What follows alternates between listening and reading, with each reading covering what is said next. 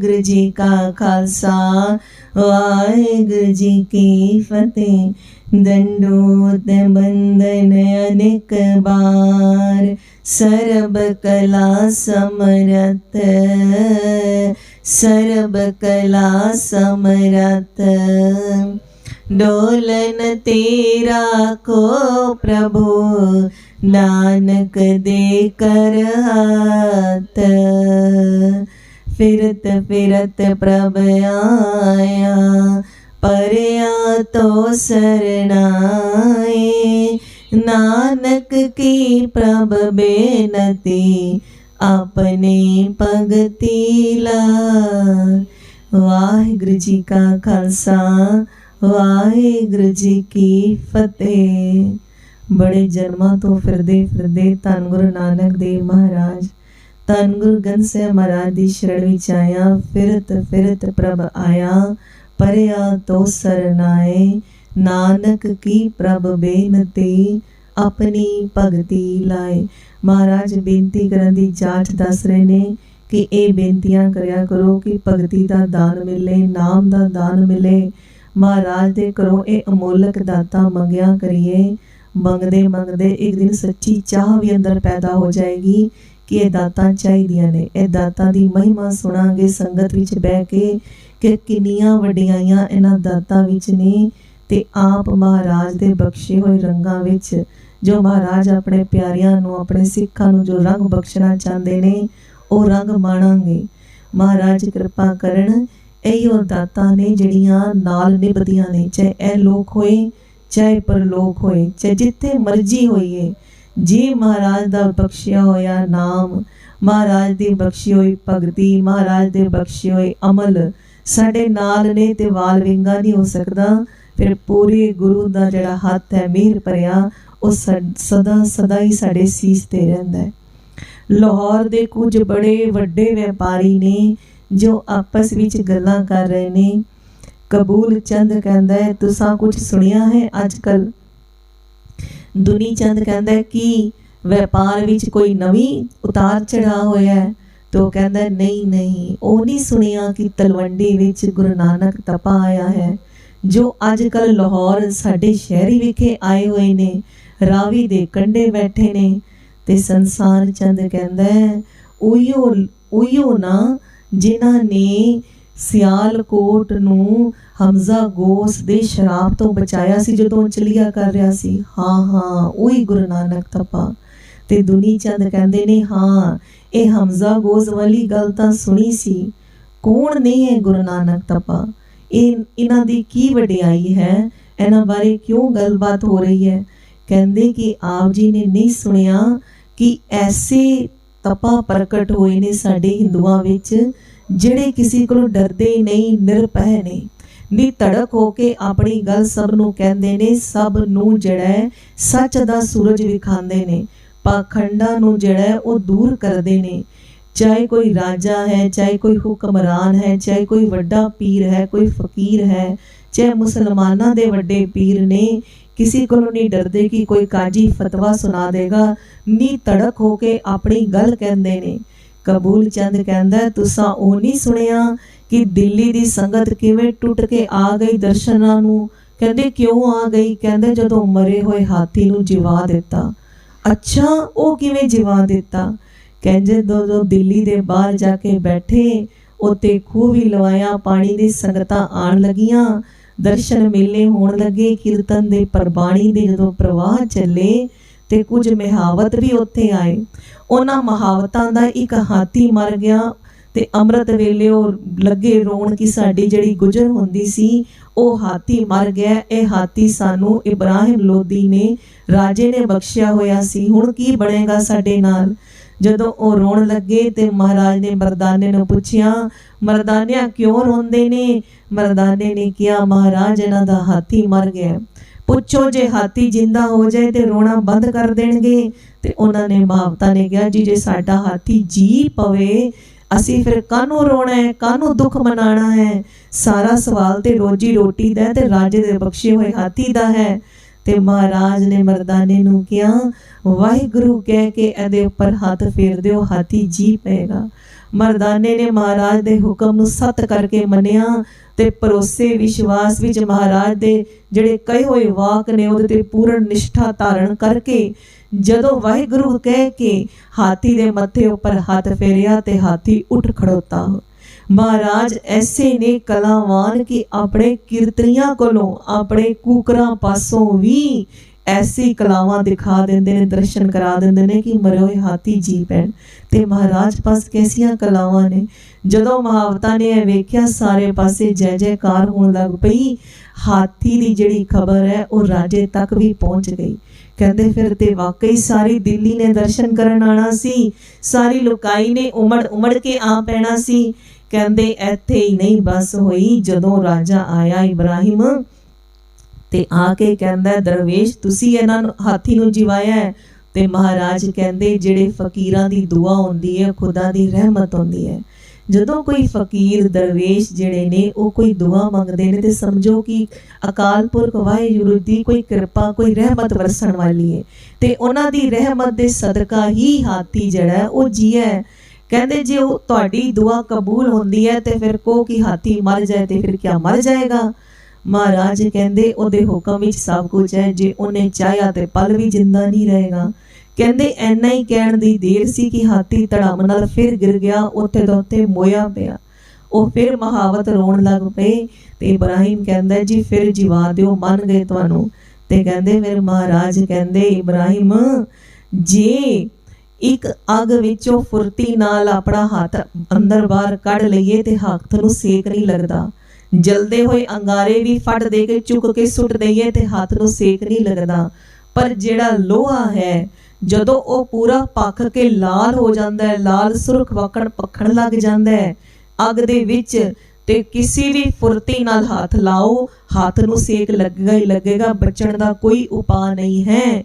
ਐਵੇਂ ਹੀ ਜਿਹੜੇ ਫਕੀਰ ਮਹਾਰਾਜ ਕਹਿੰਦੇ ਅਕਾਲ ਪੁਰਖ ਦੀ ਪ੍ਰੀਤ ਵਿੱਚ ਉਹਦੇ ਪ੍ਰੇਮ ਵਿੱਚ ਉਹਦੀ ਲਾਲੀ ਵਿੱਚ ਭਖ ਕੇ ਲਾਲ ਹੋਏ ਨੇ, ਜੇ ਉਹਨਾਂ ਨੂੰ ਛੇੜਦਾ ਤੇ ਫਿਰ ਸੇਕ ਲੱਗੇਗਾ ਹੀ ਲੱਗੇਗਾ, ਕੋਈ ਫੁਰਤੀ ਕੋਈ ਸਿਆਣਪ ਕੰਮ ਨਹੀਂ ਆਏਗੀ। ਜਦੋਂ ਮਹਾਰਾਜ ਨੇ ਐਸਾ ਕਿਹਾ ਤੇ ਉਹਦੀ ਅੱਖਾਂ ਖੁੱਲ ਗਈਆਂ ਤੇ ਮਹਾਰਾਜ ਦੇ ਚਰਨਾਂ ਵਿੱਚ ਝੁਕਦਾ ਕਹਿੰਦਾ ਮਹਾਰਾਜ ਕਿਰਪਾ ਕਰੋ, ਆਪ ਜੀ ਦੇ ਰਹੱਸੇ ਨੂੰ ਜਾਣਿਆ ਹੈ ਕਿ ਆਪ ਜੀ ਪਰਮਾਤਮਾ ਨਾਲ ਅਕਾਲ ਪੁਰਖ ਈਸ਼ਵਰ ਨਾਲ ਇਕਮਿਕ ਹੋਏ ਹੋ। ਐਸਾ ਕਹਿ ਕੇ ਮਹਾਰਾਜ ਦੀ ਵਡਿਆਈ ਕੀਤੀ। ਮਹਾਵਤਾਂ ਨੇ ਵੀ ਵਡਿਆਈ ਕੀਤੀ, ਮਹਾਰਾਜ ਕਿਰਪਾ ਕਰੋ ਫਿਰ ਤੋਂ ਹਾਥੀ ਨੂੰ ਜਿੰਦਾ ਕਰ ਦਿਓ। ਮਹਾਰਾਜ ਨੇ ਕਿਰਪਾ ਕੀਤੀ, ਹਾਥੀ ਫਿਰ ਜੀ ਪਿਆ। ਇਹ ਕਿਰਪਾ ਤਾਂ ਕੀਤੀ ਜਦੋਂ ਮਹਾਵਤਾਂ ਨੇ ਤੇ ਇਬਰਾਹਿਮ ਨੇ ਆਪਣੇ ਅਹੰਕਾਰ ਨੂੰ ਪਾਸੇ ਰੱਖ ਕੇ ਮਹਾਰਾਜ ਦੇ ਅੱਗੇ ਨਿਰਮਾਣਤਾ ਨਾਲ ਬੇਨਤੀਆਂ ਕੀਤੀਆਂ। ਜਦੋਂ ਕੋਈ ਜਾਦੂ ਜਾਂ ਕਲਾ ਵੇਖਣ ਲਈ ਇਬਰਾਹਿਮ ਨੇ ਚਾਹਿਆ ਕਿ ਬਈ ਕਰਾਮਾਤ ਵੇਖਾਂਗੀ, ਜਿੰਦਾ ਕਰ ਦਿਓ ਮਾਰ ਦਿਓ, ਤੇ ਮਹਾਰਾਜ ਨੇ ਅੱਗੋਂ ਕਰੜੇ ਵਚਨ ਕਹੇ। ਪਰ ਜਦੋਂ ਨਿਰੰਕਾਰ ਹੋ ਕੇ ਬੇਨਤੀ ਕੀਤੀ ਤੇ ਹਾਥੀ ਫਿਰ ਜੀ ਪਿਆ। ਇਹ ਸਾਰੀ ਜੋ ਘਟਨਾ ਹੈ ਉਹ ਨਾਨਕ ਪਿਆਉ ਸਾਹਿਬ ਗੁਰਦੁਆਰਾ ਦਿੱਲੀ ਜੋ ਸਥਿਤ ਹੈ ਉੱਥੇ ਹੋਈ। ਮਹਾਰਾਜ ਨੇ ਇੰਨੀ ਕਿਰਪਾ ਕੀਤੀ, ਸੰਗਤਾਂ ਬਹੁਤ ਦੂਰ ਦੂਰ ਤੋਂ ਦਰਸ਼ਨ ਕਰਨ ਆਉਂਦੀਆਂ। ਦੁਨੀ ਚੰਦ ਜਦੋਂ ਸੁਣਿਆ ਇਹ ਗੱਲ ਕਪੂਰ ਚੰਦ ਸੰਸਾਰ ਚੰਦ ਆਦਿ ਵਪਾਰੀਆਂ ਪਾਸੋਂ ਤੇ ਮਨ ਵਿੱਚ ਬੜੀ ਸ਼ਰਧਾ ਆਈ ਕਿ ਵਾਹ ਕਿਆ ਗੁਰੂ ਨਾਨਕ ਤਪਾ ਹਨ। ਕਹਿੰਦੇ ਕਿ ਕਮਾਲ ਹੈ, ਐਸੇ ਤਪਾ ਨੇ ਜਿਨ੍ਹਾਂ ਦੇ ਸਾਹਮਣੇ ਸਾਰੇ ਝੁਕਦੇ ਨੇ, ਚਾਹੇ ਉਹ ਹਿੰਦੂ ਫਕੀਰ ਹੋਣ ਚਾਹੇ ਮੁਸਲਮਾਨ ਫਕੀਰ ਹੋਣ। ਪਿਛਲੇ 400 ਸਾਲਾਂ ਤੋਂ ਤੇ ਕਦੀ ਨਹੀਂ ਯਾਦ ਕਿ ਹਿੰਦੂਆਂ ਵਿੱਚ ਕੋਈ ਐਸਾ ਗੁਰੂ ਹੋਇਆ ਹੋਏ ਜਿਹਦੇ ਸਾਹਮਣੇ ਸਾਰੇ ਝੁਕਦੇ ਹੋਣ, ਜਿਹਦੇ ਸਾਹਮਣੇ ਰਾਜਿਆਂ ਨੇ ਵੀ ਆਪਣੀ ਗਰਦਨ ਝੁਕਾਈ ਹੋਏ। ਇਹ ਐਸੇ ਤਪਾ ਹੋਏ ਨੇ। ਫਿਰ ਕਹਿੰਦੇ ਉਹ ਸੰਸਾਰ ਚੰਦ ਤੇ ਦਿਲਬਾਗ ਰਾਏ ਕਹਿੰਦੇ ਉਹ ਪਾਣੀਪਤ ਵਾਲੀ ਗੱਲ ਨਹੀਂ ਸੁਣੀ ਤੁਸਾਂ। ਪਾਣੀਪਤ ਵਿੱਚ ਕੀ ਹੋਇਆ ਸੀ? ਕਹਿੰਦੇ ਜੋ ਉੱਥੇ ਅਬੂ ਅਲੀ ਕਲੰਦਰ ਹੈ ਨਾ, ਜਿਹਨੂੰ ਸ਼ਾਹ ਸ਼ਰਾਫ ਵੀ ਕਹਿੰਦੇ ਨੇ, ਜਿਹਦੇ ਸ਼ਰ੍ਹਾ ਦੇ ਨਿਯਮਾਂ ਦੇ ਅਨੁਸਾਰ ਚੱਲਦਾ, ਉੱਚ ਕੋਟੀ ਦਾ ਮੁਸਲਮਾਨ ਵਿਦਵਾਨ ਹੈ। ਉਹਦੀ ਜਿਹੜੀ ਤੀਸਰੀ ਪੀੜ੍ਹੀ ਸੀ ਨਾ ਉੱਤਰਾਧਿਕਾਰੀ, ਕਹਿੰਦੇ ਉਹ ਵੀ ਉੱਚ ਕੋਟੀ ਦਾ ਫਕੀਰ ਹੋਇਆ। ਉਦੋਂ ਉਹਦਾ ਅੱਗੋਂ ਦੀ ਜਿਹੜਾ ਸੇਵਕ ਏ ਟੱਟੀ ਹਰੀ, ਸ਼ੇਖ ਟੱਟੀ ਹਰੀ ਦਾ ਨਾਮ ਆਇਆ। ਕਹਿੰਦੇ ਉਹ ਜਿਹੜਾ ਸੇਵਕ ਹੈ ਉਹ ਆਪਣੇ ਮਾਲਕ ਵਾਸਤੇ ਖੂਹ ਤੋਂ ਪਾਣੀ ਲੈਣ ਗਿਆ। ਮਹਾਰਾਜ ਕਿਤੇ ਖੂਹ ਤੇ ਵਿਰਾਜਮਾਨ ਸੀ। ਉਹਨੇ ਜਾਣਿਆ ਕੋਈ ਮਸਤ ਫਕੀਰ ਹੈ, ਕੋਈ ਸੂਫੀ ਫਕੀਰ ਹੈ। क्यों ਉਹਦਾ गुरु भी ਜਿਹੜਾ पंजाबी बोली विच फकीरी दे गीत लिखिया करदा सी। ਉਹਨੇ सूफी फकीर जान के सलाम कीती ते महाराज अगो सलाम एकम कहण दी बजाय कहंदे ने अलेख को सलाम है ते कहंदे ਉਹ हक्का बक्का रह गया। ਇਹ की हो गया, ਇਹ उल्टा क्यों दिता। दुनी चंद कहंदा ਇਹਦਾ की भाव होया। कहते सलाम का अर्थ है झुकना, असी तेरे सामने झुकते हाँ। सलाम एकम का मतलब है दूजा कहता मैं तेरे सामने झुकदा ते पर महाराज कहते असी तेरे सामने नहीं झुकते, असी अलेख को सलाम है। असी उस अलेख परमात्मा वाहिगुरु जी अगे झुकते हाँ, उहदे अगे झुकना करते हाँ प्रेम नाल, जिहदा वर्णन लेखां विच नहीं हो सकता, जिन्हों लिख के बोल के किसी भी तरीके नाल बयान नहीं किया जा सकता। उहदा रूप रंग कैसा है, उहदा रस कैसा है, उहदी मिठास कैसी है, उहदी बरकत कैसी है, उहदी कलावां कैसियां ने, जिहदा अंत नहीं जानिया जा सकता। ऐसे अलेख दे सामने गुरु पिता जी कहंदे, धन गुरु नानक देव कहंदे असी उहदे सामने झुकदे हां। कहंदे वो शेख हक्का बक्का रह गया, अपने गुरु नूं जाके दसदा है कि शाह शरफ नूं भी एवें जाके खूह ते कोई आया होया, मैं उहनूं सलाम कीता, उहने साडी नमस्कार नूं तोड़ मरोड़ दिता ते वो समझ गया। कहंदा है कि मुसलमान अगर हुंदा धर्म दा ते अपने धर्म दी जिहड़ी नमस्कार है उहदे नाल एवें लज्जा रखदा, एवें तरोड़दा मरोड़दा ना। पर जे हिंदू है तो उहदे विच ऐसी ताकत साहस नहीं हो सकता। हिंदुआं दा जीवन ही चिड़ियां वर्गा है, उन्हां विच ऐसी हिम्मत नहीं हो सकती कि अगों उल्टा जवाब देण। कोई जरूर ही परमात्मा दे रंग विच रंगी हुई रूह आई है जिन्हें ऐसी जुर्रत करके दिखाई है कि कहंदा अकाल पुरख अगे झुकदे हां, उहनूं सलाम है। कहंदे जदों फिर खूह ते गया एक पहर तक सवाल जवाब करता रहा ते हैरान होंदा रहा। जदों निरुत्तर हो गया, सारे शंके दूर हो गए ते महाराज दे चरणा विच झुकिया। कहते झुकिया भी कैसा ओ शाह शरफ तीसरी पीढ़ी दा मालक। कहते दस्तबोजी कीती। कहते दस्तबोजी की होंदी है। दुनी चंद कहंदा सामने वाले दे हाथ नूं अपने हाथ विच लैके दबाना ते दबा के उहनूं चुमना। कहंदे ऐसे महाराज दा धन गुरु नानक देव पातशाह दा सत्कार कीता, उन्हां दे चरण भी चुमे ते कहंदे ये कोई घट गल है। कहंदे जरूर ही दिलबाग राय कहंदा ये कोई जरूर ही परमात्मा दे कोई खाली फकीर ना जानो, ये कोई है नहीं। दुनी चंद कहंदा कौन कोई, कहण तो की भाव है, कौन ने कोई। कहंदा मैं सुनिया सी एक पंडित नूं कहंदे होए ब्राह्मण नूं कि वेदां विच लिखिया है कल युग विच गुरु नानक आएगा, वो गुरु नानक ऐसा होएगा जो अकाल पुरख दा रूप होएगा। सब तो विलक्षण अकाल पुरख दे सगुण रूप वो वेदां विच वर्णन है कि ओम उहदे विच वेदां विच कहंदे लिखिया होया है कि गुरु वो साक्षात पार ब्रह्म परमेश्वर, कि ऐसे परमेश्वर जिहड़े आणगे गुरु दे रूप विच अकाल पुरख दा वो साक्षात रूप होणगे। कहंदे जदों एवें ओ महिमा कहंदा पिया सी कि ए गुरु नानक ओही ने जिन्हां दे नाम नाल गुरु पद लग्या है। अज तक किसी भी अवतारी पुरख दे नाम दे नाल गुरु पद नहीं लग्या। ये गुरु नानक तपा गुरु नानक दे नाम तो जाने जाते ने। सारियां इन्हां दियां संगतां इन्हां दे अनुयायी जिन्हां नूं सिख कहंदे आ वो धन गुरु नानक करदे ने ते ये ओही गुरु अवतार ने जिन्हां दा वर्णन वेदां विच भी मिलदा है। कहंदा जदों एवें किया ते मुखिया नूं डांटदा सी। कहंदे क्यों डांटदा सी। कहंदे जिहड़े आप कुछ एवें दे लोग भी होंदे ने जिहड़े दूजियां दी वडियाई नूं नहीं बर्दाश्त कर सकदे। कुछ ब्राह्मण भी इस गल ते पर्दा पांदे ने, वो इस गल तो चिड़दे नहीं है गल कहण तो कि ये गुरु नानक ने जिहड़े अकाल पुरख दा रूप ने। क्यों नहीं कह सकदे। कहंदे अपने धर्म दी अपनी दुकानां दी जिहड़ी हानि मनदे ने कि बई ये कहंदे ने कि गुरु नानक ने एक जड़ा है कि वो वेस नहीं धारण किया होया फकीरी वाला, इको वेस जनेऊ नहीं धारण किया होया, ये केसाधारी है। उस टाइम चोटी रखते सी। कहंदे केसाधारी है, यह बुत परस्ती तो मना करता है। ते फिर दुनी चंद कहंदा हरे हरे जी अगर मूर्ति पूजा हिंदुआं पास ना रह गई फिर साडे कोल बचेगा ही की। कहंदे दुनी चंद नूं कबूल चंद ते दिलबाग राय दसदे असां तां सुनिया है कि जिहड़ी बुत परस्ती है ना यह बुद्ध धर्म तो चली है। कहंदे बुद्ध धर्म तो। कहंदे हाँ बुद्ध बुद्ध तो ही फारसी विच बुत बनिया है। कहते किवें? कहते कि जदों जिहड़ा उन्हां दा बुद्ध है महात्मा बुद्ध जदों चलाना कर गए ते सारे बोधी ने जिहड़े निराश हो गए ते बुद्ध जी ने ये जिहड़ा है धर्म चलाया होया सी उहदे विच कर्म ते सारे बड़े सतकर्म करते सी पर उन्होंने ईश्वर दे अनिश्वरीय स्वरूप बारे निर्गुण स्वरूप बारे कोई खुल के बहुत ज़्यादा बयान नहीं किया। सुरत हुण किहदे आसरे रहे? खाली कर्मां दे आसरे ते सुरत ध्यान नहीं लगा सकती ते उन्हां दे अनुयायियां ने प्रेम विच वैराग विच बुद्ध जी दी मूर्तां बनाणियां शुरू कर दित्तियां। ओह मूर्तियां दे आसरे जिहड़ी है उह सुरत टिकदी भी सी ते कला दा भी बड़ा प्रसार होया। कहते एवें सारे ही जगह वो बुत परस्ती शुरू हो गई।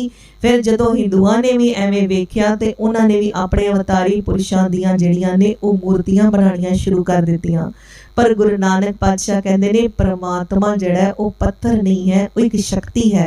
आत्मा एक शक्ति है जिन्हें परमात्मा परम शक्ति विच मिलना है ते ओदा रस्ता नाम ते प्रेम दे विचों जांदा है, अमलों विचों जांदा है। शुभ अमल करने ते निर्मल भै विच रहना, ये रस्ता गुरु नानक पातशाह दसदे ने।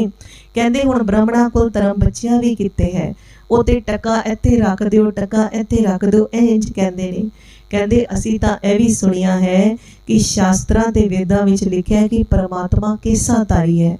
देखो ना जिन्ने भी साडे अवतारी पुरख होए ने वो सारे केसाधारी होए ने।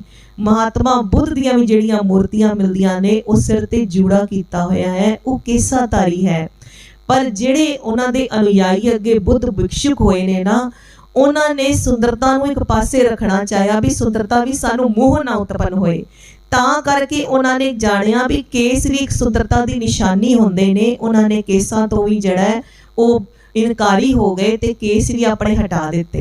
ते पंडितां विच भी जिहड़े रिवाज ने मुंडन दे ए बाद चों चले, सनातनी रिवाज ए नहीं है। सनातनी रिवाज ते केसाधारी होण दा ही सी। सारे ऋषि मुनि वेदां दे जिन्ने भी रचयिता हैगे ने वो सारे केसाधारी ने। साडी गुरबाणी विच गुरु ग्रंथ साहिब महाराज जी की दर्ज है, सोहणे नक जिन लमड़े वाला। महाराज कहते हैं ना कि जिन जिहदे नक चिन्ह सोहणे ने तो उहदे वाल जिहड़े ने लम्मे ने। सोहणे नक जिन लमड़े वाला। भाई नंद लाल जी गुरु गोबिंद सिंह महाराज की तारीफ करते हुए उन्हां दा जस गांदे हुए कहते ने तेरी एक जिहड़े वाल है ना, एक जुल्फ हैगी है, उहदे विच ही सारी लोकाई जिवें बनी पई है। ऐसी महाराज की सिफत करते हैं। कहते सारे पहले केसाधारी होए ने, यह रिवाज भी बाद चों चलिया है। फिर दुनी चंद कहता है ते कोई परमात्मा ही आए ने धरती ते। कहते हाँ यही ते जान रहे हाँ कि अकाल पुरख वाहिगुरु जी ने इन्हां बारे की कहा जाए। अग विच कुछ भी पा दो ते कहते भस्म हो जाता है। गंगा नदी विच कुछ भी पा